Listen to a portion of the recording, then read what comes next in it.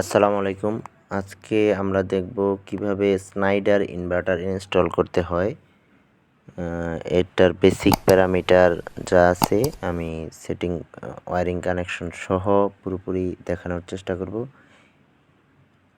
দেখেন এইখানে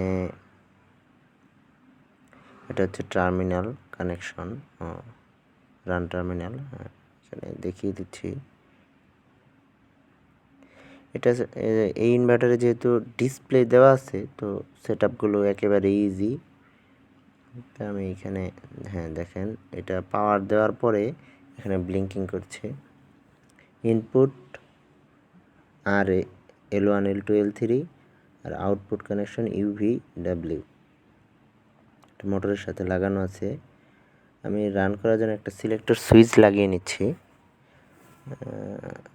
এখন দেখেন প্যারামিটার সিম্পল স্টার্ট, এখানে যাওয়ার পরে দেখেন মোটর স্ট্যান্ডার্ড ফ্রিকোয়েন্সি দেওয়া আছে 50 হার্টজ। এটা 30 কিলোওয়াটের ইনভার্টার, অনেক বড় ইনভার্টার। দেখেন এটার অ্যাম্পিয়ার ভোল্টেজ দেওয়া আছে 400, অ্যাম্পিয়ার সেটিং দেওয়া আছে 55। 30 কিলোওয়াটের একটা মোটর 55 অ্যাম্পিয়ারই থাকে। এটা আপনি ইচ্ছা করলে কম বেশি করতে পারবেন। ওকে চাপ দিলেই অপশন আসবে কম বেশি করার জন্য। ফ্রিকোয়েন্সি দেওয়া আছে 50 হার্টজ, এটা মোটর ফ্রিকোয়েন্সি। এইখানে দেখেন আরপিএম, আমি যেই মোটরটা লাগাবো তার আরপিএম এখানে দিতে হবে। কত মোটরের নেম প্লেটে যা আছে তাই দিতে হবে। মোটরের নেম প্লেট দেখে এগুলো দিতে হবে। এখানে ম্যাক্সিমাম 60 হার্টজ পর্যন্ত আমরা করতে পারবো, মানে ফ্রিকোয়েন্সি 60 পর্যন্ত নিতে পারবো। যদি আমরা 70 ফ্রিকোয়েন্সিতে চালাতে চাই তাহলে ওকে চাপ দেওয়ার পরে এখানে 70 লিখলেই হবে। 80তে চালাতে চাইলে 80 নিতে হবে।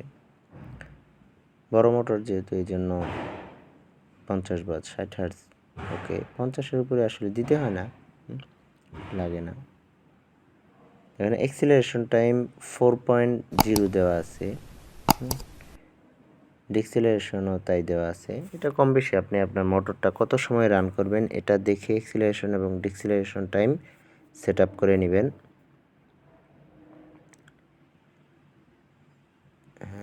দেখেন রান হয়ে গেছে। সিলেক্টর সুইচ অন করছি আর এটা রান হয়ে গেছে। এখন মোটর রান অবস্থায় আছে। মোটরটা দেখাতে পারলে ভালো হতো। মোটরটা সাইডে আছে। দেখেন এখন আবার অফ করে দিয়েছি। এখানে আপনি যদি ছোট মোটর দিয়ে টেস্ট করতে চান তখন ওই 30 কিলোওয়াটের জায়গায় কমিয়ে দিলে হবে, কিলোওয়াট কমাতে পারবো। আসলে মোটর যত কিলোওয়াটের মোটর চালাবেন তা মোটরের নেম প্লেট দেখে প্যারামিটারগুলো